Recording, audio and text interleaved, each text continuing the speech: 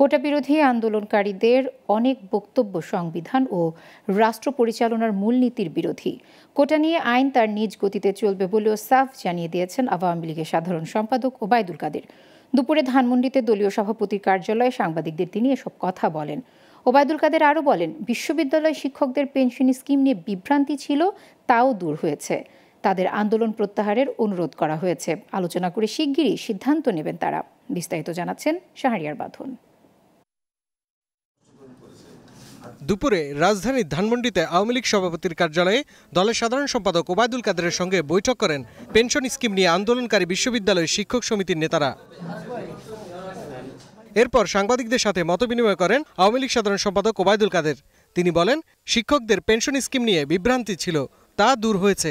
তাদের আন্দোলন প্রত্যাহারের অনুরোধ করা হয়েছে। আলোচনা করে সিদ্ধান্ত নেবেন তারা।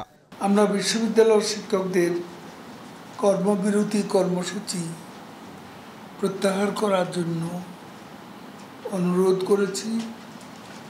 শিক্ষক নেতৃবৃন্দ সাংগঠনিকভাবে তাদের ফেডারেশনের নেতৃবৃন্দের সঙ্গে আলোচনা করে সিদ্ধান্ত গ্রহণ করবেন বলে জানিয়েছে।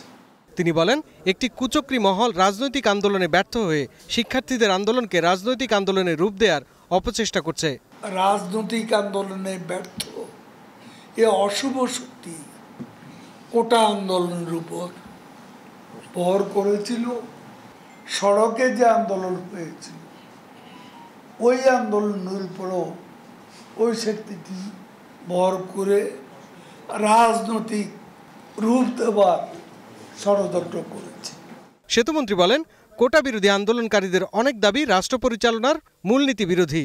এর বিরোধিতা করাও অযৌক্তিক। আন্দোলনে বিশৃঙ্খলা করলে আইন তার নিজস্ব গতিতে চলবে বলেও উল্লেখ করেন আওয়ামী লীগ সাধারণ সম্পাদক। এখানে তো আমরা সাবজুডিস করবো, সেটা সাবজুডিস হবে। আইনের আওতার বাইরে গেলে তো sub judice. You cannot do that. আইন তার নিজস্ব গতিতে চলবে। শাহরিয়ার বাঁধন, গ্লোবাল টেলিভিশন, ঢাকা।